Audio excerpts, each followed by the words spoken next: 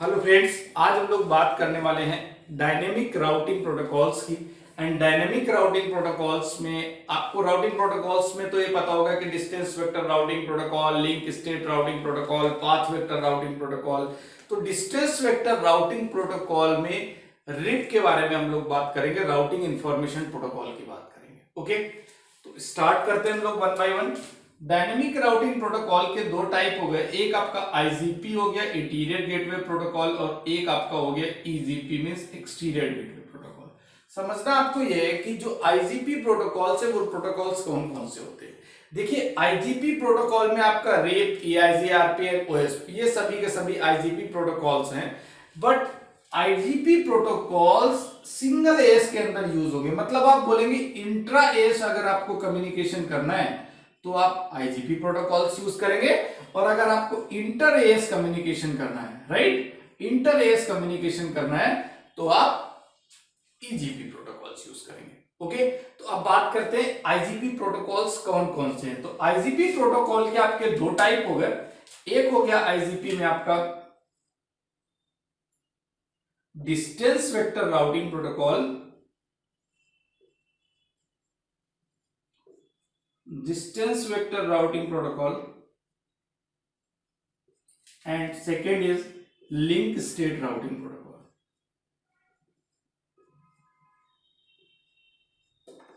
Routing protocol, okay, तो IGP के दो पार्ट हो गए, distance vector and link state. इस तरीके से जो आपका ईजीपी है, ईजीपी में बोलेंगे हम लोग path vector routing protocol.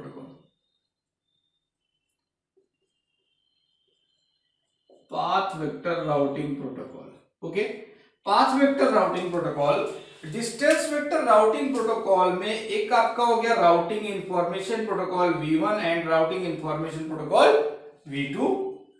EIG RP भी आपका डिस्टेंस वेक्टर राउटिंग प्रोटोकॉल में आ जाएगा। प्लस लिंक स्टेट में अगर हम लोग बात करें तो लिंक स्टेट में आपका ओएसपीएफ राउटिंग प्रोटोकॉल यूज होगा। ओके, पाथ वेक्टर में आप यूज करेंगे बीजीपी, बॉर्डर गेटवे प्रोटोकॉल, वो भी इंटर एएस कम्युनिकेशन के टाइम पे, राइट। इंट्रा एएस और इंटर एएस अगर आपको आइडिया होना चाहिए, क्योंकि एएस क्या होता है, ऑटोनोमस सिस्टम नंबर की बात कर रहे हैं। मींस आप ये बोलिए कि मल्टीपल राउटर्स को आपने सिंगल एडमिनिस्ट्रेशन के अंडर में आप वर्क करा रहे हो, कनेक्ट करा रहे हो, राइट, तो वो सिंगल एएस हो गया आपका। मींस आप ये बोलिए सपोज वोडाफोन है एंड रिलायंस है, तो वोडाफोन का अपना जो नेटवर्क रनिंग में है, तो वोडाफोन का अपना इंट्रा एरिया है, इंट्रा नेटवर्क है, राइट, तो इंट्रा एएस कम्युनिकेशन है। लेकिन अगर वोडाफोन एयरटेल के साथ कनेक्ट होगा या वोडाफोन जियो के साथ कनेक्ट होगा, तो जो कम्युनिकेशन हो जाएगा वो इंटर एएस कम्युनिकेशन हो जाएगा। डिफरेंट ऑर्गेनाइजेशन के साथ अगर कनेक्टिविटी करनी है और दोनों ही different autonomous system number use कर रहे हैं, इट मींस आप path vector routing protocol use करेंगे। उस पाथ वेक्टर राउटिंग प्रोटोकॉल को बोलते हैं बॉर्डर गेटवे प्रोटोकॉल। ओके, यहां तक सारी चीजें क्लियर। अब हम लोग जो डिटेल से बात करने वाले हैं वो बात करने वाले हैं डिस्टेंस वेक्टर राउटिंग प्रोटोकॉल की। And distance vector routing protocol में routing protocol version 1 and version 2। Okay, OSPF से रिलेटेड अगर मैं बात करूं तो चैनल पे आपके पास स्क्रैच से लेके एक्सपर्ट लेवल तक के वीडियोस हैं ओएसपीएफ के। अगर आप ये प्लेलिस्ट, आई थिंक 22 वीडियोस होंगे, अगर सारे वीडियोस आप कंप्लीट कर लेते हो ओएसपीएफ से रिलेटेड, तो आप ओएसपीएफ राउटिंग प्रोटोकॉल पे एक्सपर्ट होंगे। मैं आपको इस बात के लिए श्योरिटी दे सकता हूं, राइट। बाकी आप जाके देखेंगे तभी आपको चीजें समझ में आएंगी। Okay, distance vector routing protocol में RIP version 1 and version 2 and EIGRP protocols होते हैं। किस तरीके से distance vector routing protocol link state routing protocol से डिफरेंट है। ओके, तो डिफरेंट में अगर हम ऐसे बात करें तो डिस्टेंस वेक्टर राउटिंग प्रोटोकॉल है do not maintain the topology database. जो भी जितने भी डिस्टेंस वेक्टर राउटिंग प्रोटोकॉल्स हैं, रिप या ईआईजी आरपी, ये अपना टोपोलॉजी डेटाबेस मेंटेन नहीं करते हैं। First point. Second point, distance vector routing protocols carry hope information with update packet. ये होप काउंट की इंफॉर्मेशन अपने अपडेट पैकेट के साथ कैरी करते हैं, राइट। आप ऐसे बोलिए कि सपोज मान लेते हैं एक राउटर ये है, एक राउटर इसके साथ कनेक्ट है, राइट, और आपने इधर डिस्टेंस वेक्टर राउटिंग प्रोटोकॉल में आपने रिप वर्जन 2 यूज किया हुआ। डिफरेंस मैं आपको 1 और 2 में बता दूंगा, बट अभी मान के चलता हूं राउटिंग इंफॉर्मेशन वर्जन 2 आपने यूज किया। अब आपने रिप इनेबल कर दिया R1 राउटर पे, ओके, एंड R2 राउटर पे। तो जब भी आप क्या होगा, जो भी रूट अपडेट का पैकेट R1 से R2 को जो अपडेट जाएगा, चाहे आप AIGRP यूज करें या रिप यूज करें, दोनों ही केसेस में होप काउंट की इंफॉर्मेशन अपडेट पैकेट के साथ कैरी होगी। ओके, होप काउंट की इंफॉर्मेशन अपडेट पैकेट के साथ जाएगी। तो 2 पॉइंट हो गए, ये अपना डेटाबेस मेंटेन नहीं करता, right. Second thing, topology database maintain नहीं करता, plus second point update packet के साथ होप काउंट की इंफॉर्मेशन कैरी होगी। थर्ड पॉइंट, बेस्ट पाथ का इलेक्शन अकॉर्डिंग टू मैट्रिक करेंगे। बट अगर मैट्रिक की बात आती है तो मैट्रिक को कैलकुलेट करने के लिए EIGRP अलग पैरामीटर्स यूज करता है और रिप का केस अलग है। रिप में मैट्रिक कैलकुलेट करने के लिए होप काउंट यूज करता है। क्या यूज करता है? Hope count. अगर आपको होप काउंट का नहीं आइडिया तो मैं इतना बता देता हूं कि ऐसे मल्टीपल 3 राउटर्स हैं, इस नेटवर्क से आप लास्ट के नेटवर्क पे आपको जाना है तो होप काउंट 2 हो गए, एक आपका ये हो गया और एक आपका ये हो गया, 2 होप काउंट हो गए इस नेटवर्क तक जाने के लिए, राइट। इट मींस इसके पास जो थर्ड राउटर के पास अपडेट पैकेट आएगा, उस पैकेट में ये इंफॉर्मेशन होगी कि फर्स्ट राउटर का जो ये नेटवर्क प्रीफिक्स है, जो नेटवर्क इधर रनिंग में है, वो कितने होप काउंट डिस्टेंस पे है, कितने होप काउंट पे प्रेजेंट है, राइट। ओके, तो राउटिंग इंफॉर्मेशन प्रोटोकॉल जो है वो बेस्ट पाथ इलेक्शन के लिए होप काउंट यूज करेगा। जिसका होप काउंट लोअर होगा, जिसका होप काउंट कम होगा, उसको as a best path create करेगा। अगर हम लोग EIGRP की बात करें, वैसे डिटेल से हम लोग पढ़ने वाले हैं, EIGRP की बात करें तो EIGRP भी मैट्रिक के अकॉर्डिंग की बेस्ट पाथ का इलेक्शन करता है, बट EIGRP में मैट्रिक कैलकुलेट करने के पैरामीटर्स अलग है। मैट्रिक कैलकुलेट करने के अंदर EIGRP में आपका क्या क्या है? आपका bandwidth, load, delay, reliability and MTU। Okay, वो EIGRP के केस में हम लोग सारी चीजों के बारे में डिस्कस करेंगे। ओके, तो अभी हम बात कर लेते हैं हम लोग किसकी, अभी बात कर लेते हैं routing information protocol version and version 2 में क्या क्या डिफरेंसेस हैं, इस बारे में हम लोग डिस्कस कर लेते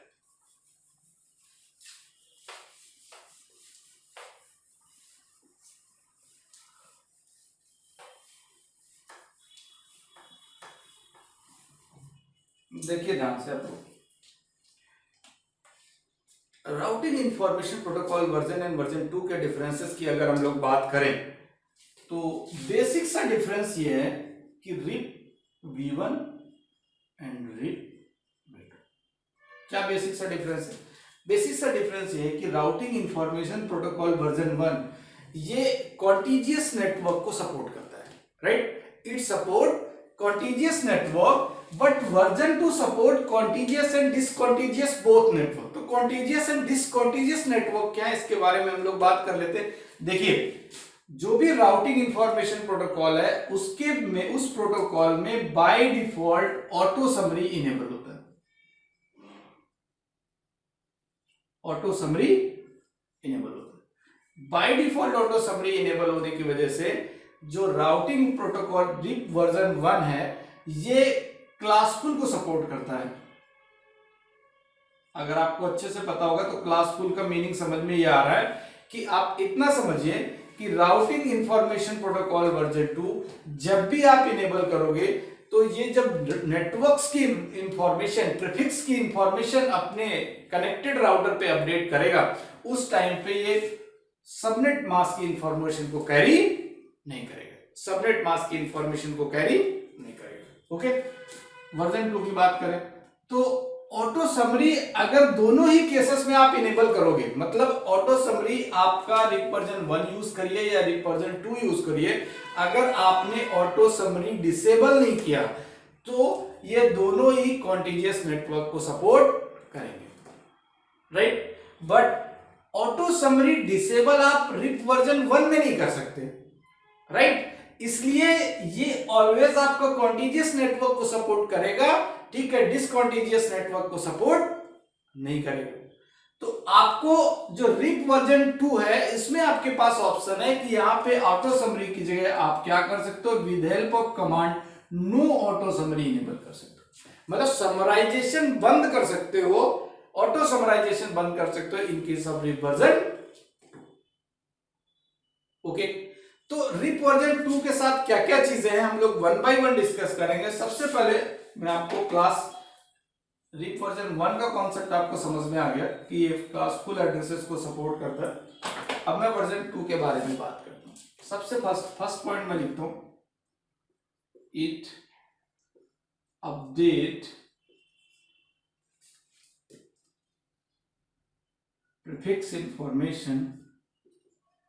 prefix information in every 30 second. Her 30 second के बाद ये अपडेट करता है प्रीफिक्स की information. Second point, invalid timer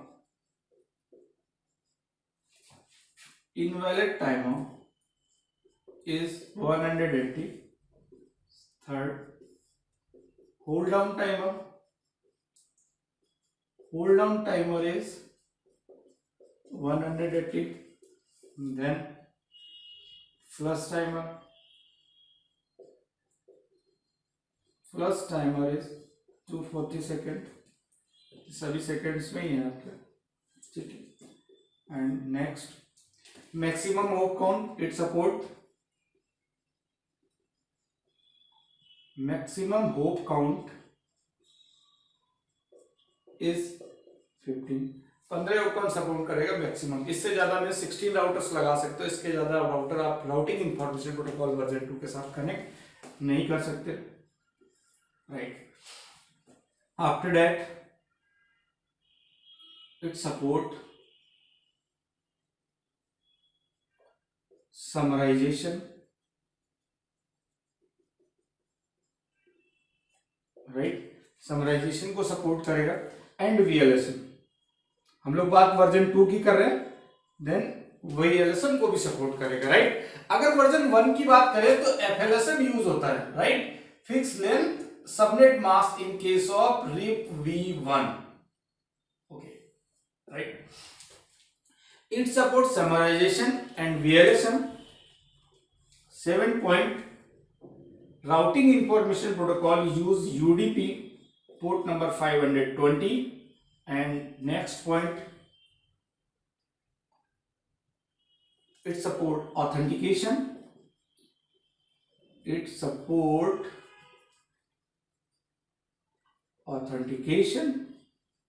to type of authentication, एक आपका प्लेन टेक्स्ट है, एक MD5, plain text and MD5, two type of authentication support करता है। And tagging, it support tagging,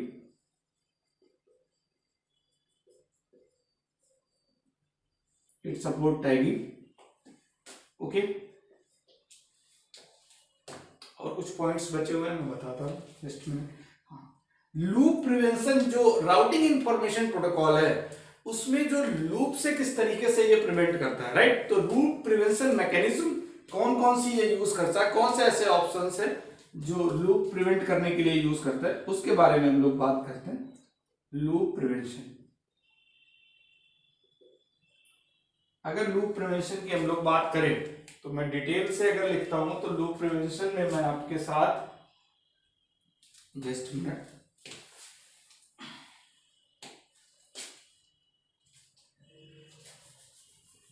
इधर नोट डाउन कर लेता हूं।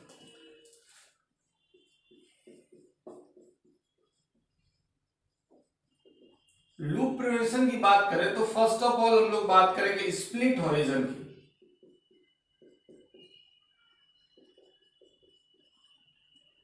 सेकेंड पॉइंट हम लोग बात करेंगे रूट पॉइजनिंग की।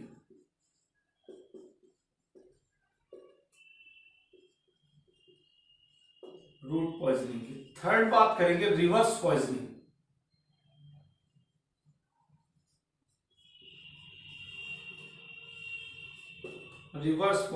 उसके बाद बात करेंगे हम लोग split origin, route poisoning, reverse poisoning and hold down timer.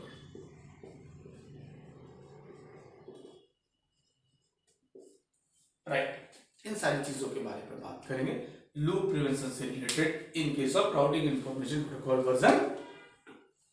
Okay, हाँ एक पॉइंट आपका और बच रहा है, ये आई थिंक 9 नंबर था और आपका 10 नंबर में आपको पॉइंट बता रहा हूं, फ्लैश अपडेट।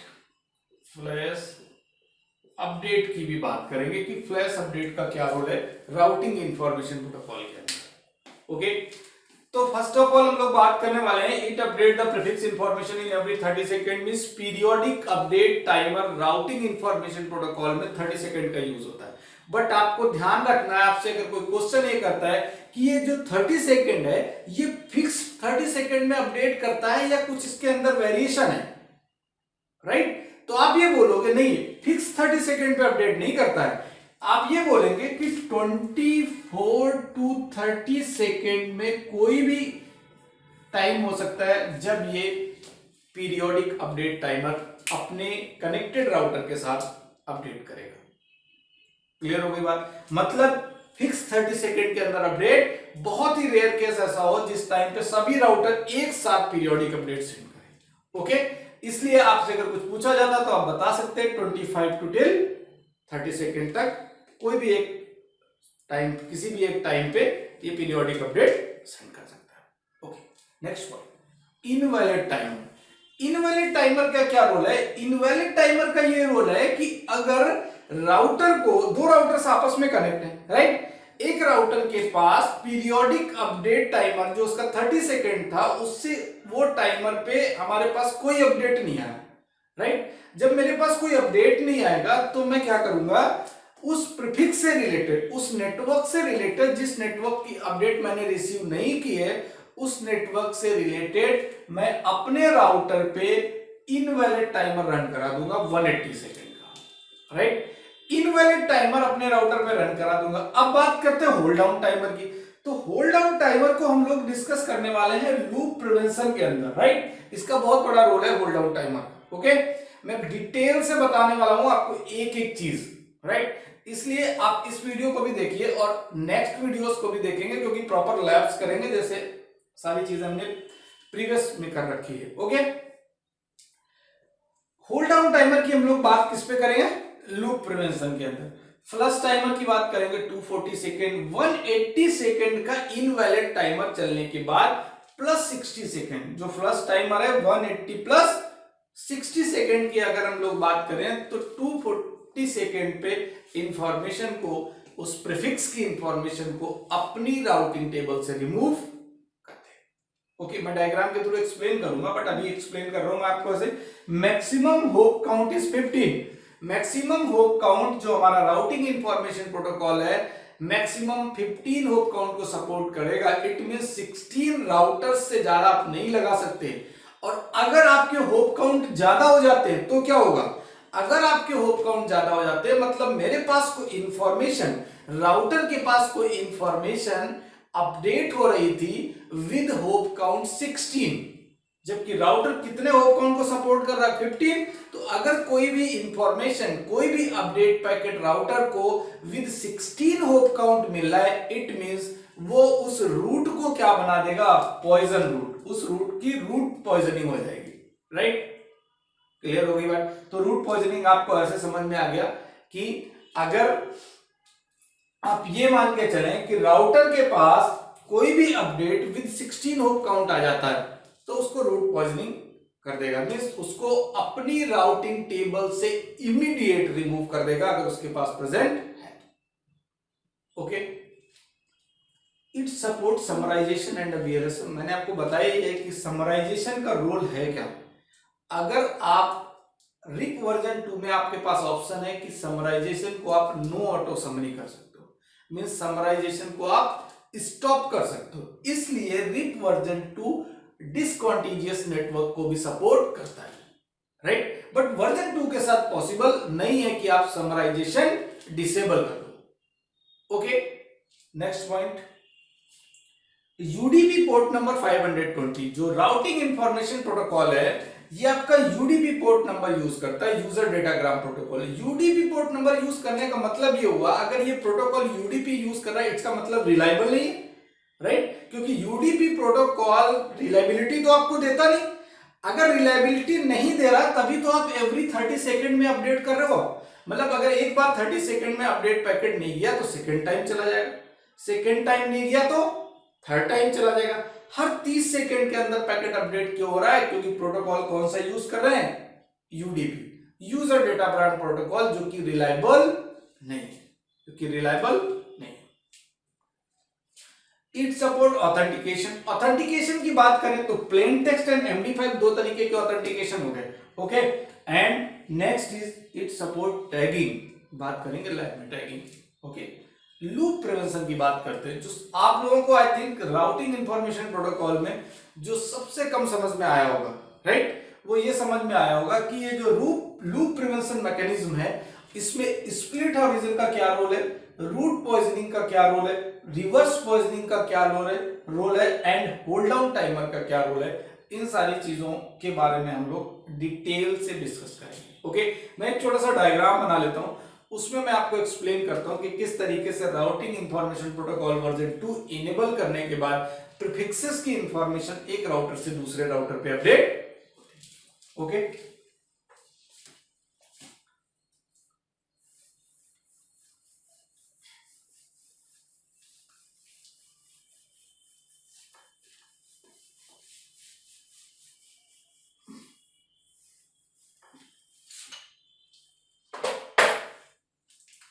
देखिए ध्यान से,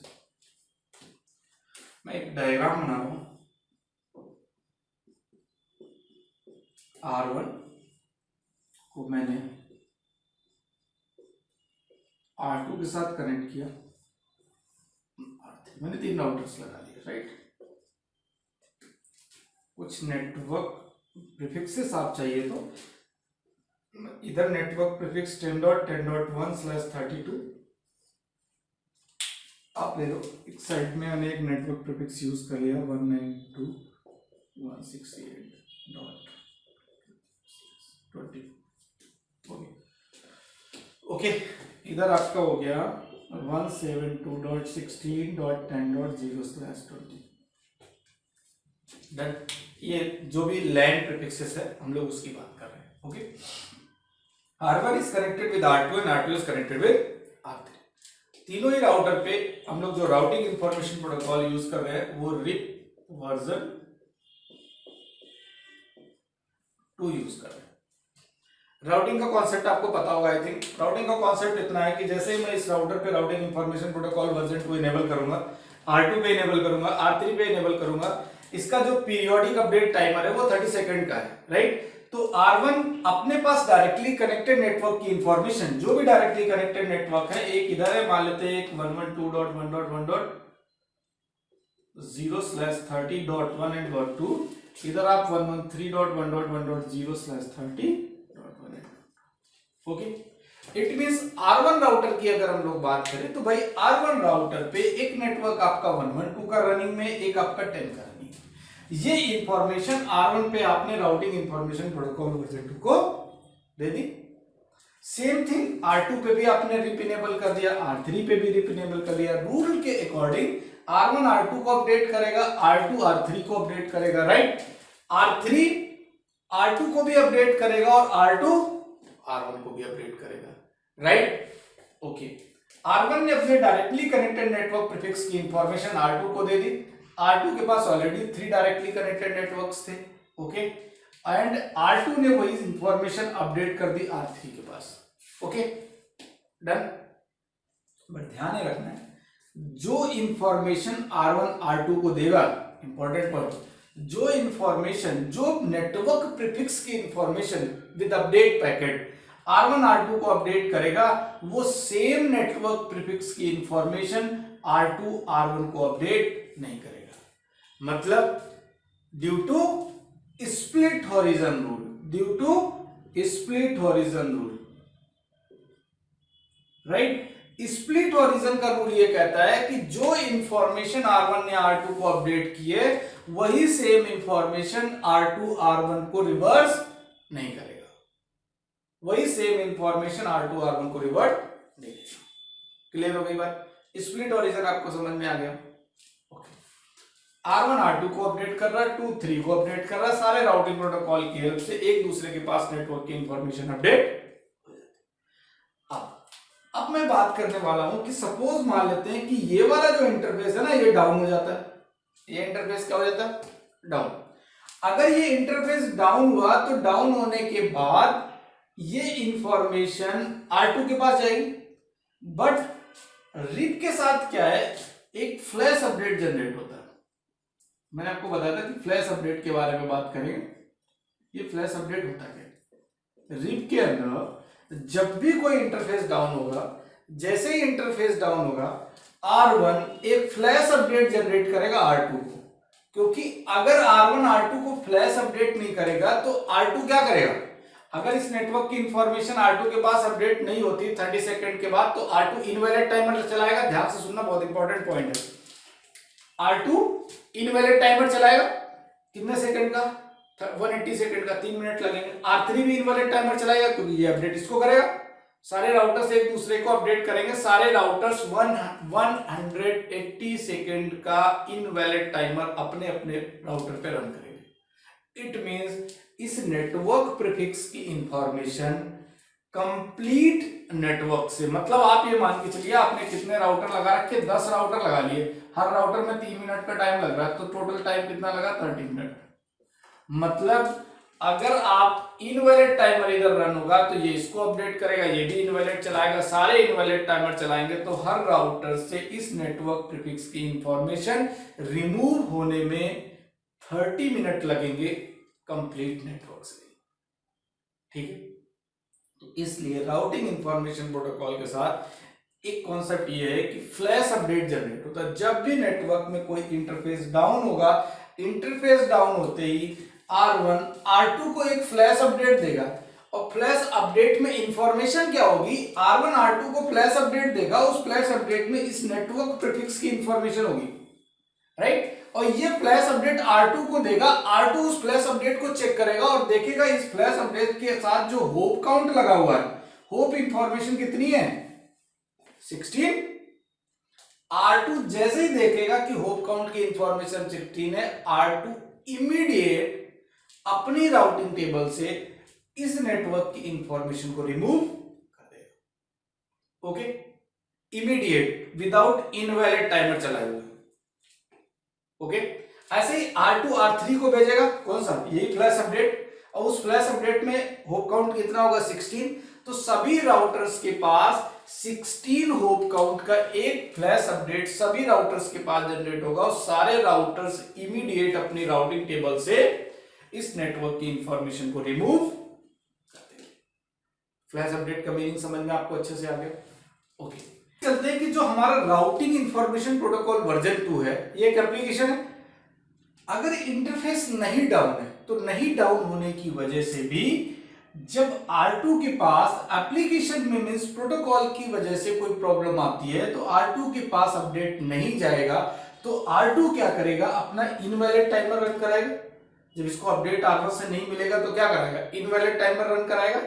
R2 R3 को बोलेगा, R3 भी इनवैलिड टाइमर रन कराएगा। सारे राउटर्स, जितने भी राउटर्स, अगर 10 राउटर्स कनेक्टेड, तो सभी राउटर के पास एक अपडेट जाएगा, उसमें वो अपना जो अपडेट पैकेट जाएगा उसमें ये इंफॉर्मेशन जाएगी कि इस नेटवर्क प्रीफिक्स की इंफॉर्मेशन प्रेजेंट नहीं है, तो सभी इनवैलिड टाइमर रन कराएंगे और उसके बाद 180 सेकेंड तक वेट करेंगे। उसके बाद अपनी राउटिंग टेबल से इस नेटवर्क प्रीफिक्स की इंफॉर्मेशन या जो भी इधर कनेक्टेड नेटवर्क प्रीफिक्स है उस सभी की इंफॉर्मेशन को रिमूव कर देंगे।